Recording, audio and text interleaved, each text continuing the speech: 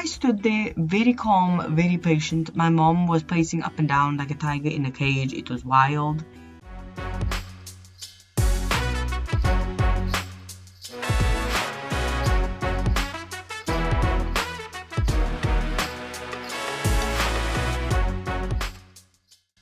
Hello and welcome back to the podcast. I hope you are doing well. I am able to talk in full sentences, so that's been fun. I am very sorry if my voice sounds a bit off and if I take just random breaths in the middle of words, because I'm doing much better, but I'm still on the mend. I am literally holding my lozenge in between my two fingers because it was making weird sounds as I was talking and trying to keep it in my mouth. So this isn't going to be a very long episode. Today's topic is basically after last week's episode of getting back into the routine, enjoying the small joys in life again. This week instead is, well, that was 2 weeks ago.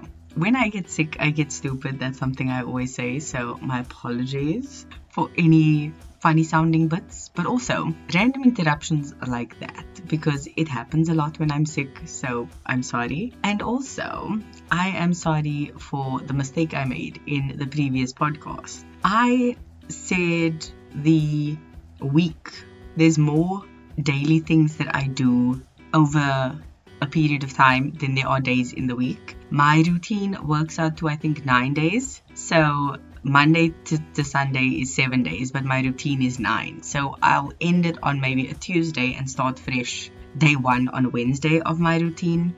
And yeah, for some reason it didn't add up. And then when I listened back, it turns out some of the audio was cut when I was recording and I didn't clock it because I was sick. So apologies for that.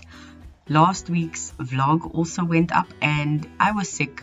Didn't double check it before I exported it, and well, as you have seen if you've watched it by now, the audio is complete trash. You can barely hear my voice. So I do plan on re-editing that entire video and re-uploading it. So yeah, that is on the cards for me, and I've got things to do which I will tell you about probably in the next one. I usually talk about things after they are finished, but there may be a thing happening. But yeah, that actually brings me to the topic of today, which is taking things slow. So last time we spoke, I was just enjoying the small things in life, and now I've been learning to, yes, enjoy those small things, but also take things slow. Not everything is a rush, not everything is hectic, not everything needs to be done in 5 seconds. I was actually at Macro on Sunday and I ended up having to wait for the supervisor. My mom bought a item and it was marked down on sale, so you have to have the supervisor, put in the code and all that. And we stood for maybe, it felt like 7 minutes. For some reason, it was like 5 to 7 minutes we stood there waiting for the supervisor. There was only one and she was busy walking literally from one to another just because there were so many people needing help, which is understandable. It's a Sunday, it's the end of the month, it's a new month actually, and yeah, there was just sales going on, so like why not? And understandably so, she's one person, she can only do so much. But I stood there very calm, very patient. My mom was pacing up and down like a tiger in a cage. It was wild. And I'm just like, no, take it easy, take it slow, relax. We don't have to be anywhere. We literally got up to go shopping on a Sunday and afterwards we are going for lunch. Why are you rushing? There's no need to rush like this. Like, just calm down and relax. So I was very proud of myself for how calm I was throughout that whole thing. But I definitely have been embracing the lesson of taking things slow. And that is also a lesson I need right now because I'm recovering. I generally tend to rush back into, going 0 to 100 once I feel slightly better. And now that I've just been on like the upswing from being sick, I am just like, okay, no, we aren't gonna go crazy. We are actually going to take it slow. So instead of trying to start walking for like an hour on my walking pad like I usually do, I'm going to slowly maybe do 5, 10, 15 minutes at most. I'm going to start stretching again. And I say going to because plans always get derailed, things always happen, and I've got other priorities. But I do also want to start, like I say, doing that 5, 10, 15 minutes because yes, I do have that time. It's a choice. And I want to make the good choice. I want to do the right thing for myself, for my future. And I've got a lot of things that I'm working on in the background that I'm not willing to speak about yet. But that is all part of the process of taking things slow. I definitely feel that for me, building a 100% solid foundation is better than just throwing mud and bricks and seeing what sticks. Like, no, don't do that. Like, have something good on the ground first and then go and build on that rather than trying to build wherever you can. You never know what's gonna happen. That's what I've been doing. That's what I've been working on. Even though it was absolute nothing salad. I'm so sorry about that. But yeah, some things I've learned are just better kept to yourself before you tell anyone else. And especially with social media and things, it's better to talk about it once you've done it because there are so many people who are naysayers. And I kind of have like rose-colored optimism glasses on. So with me, I'm like, the internet's a lovely place. I always wish the best for everyone else. I just assume they wish the best for me, even if it's not. And I saw someone use this example of be the third frog. And she said the story of the first frog tried to climb out of this well that the three of them were stuck in. And people were shouting, negative things at it. Like, don't try and get out, stay where you are, all that. And the frog tried and then eventually didn't make it out. It died. And then the second frog, same thing. It got maybe a little bit further, but people were shouting and it listened and it gave up and died. Third frog jumped and jumped and jumped and tried its best and made a way and eventually got out. And then people were talking to the frog and, the frog didn't respond. And then eventually somehow, I don't know who was able to talk to the frog, they got the frog to speak. And the frog said, I made it out thanks to you guys. And they like, what do you mean? We were shouting at you to give up. We were, doing all these things. And the frog said, I'm deaf. I just thought you were encouraging me to keep going and to keep trying because I saw how you were just, jumping up and down and shouting at me and, be that third frog. Be deaf to the negativity. See it as them cheering you on. Seeing it as them taking notice. Being like, oh, they're actually watching. Yeah, do that. Ignore what they say. Watch them jump up and down and do you. Keep going.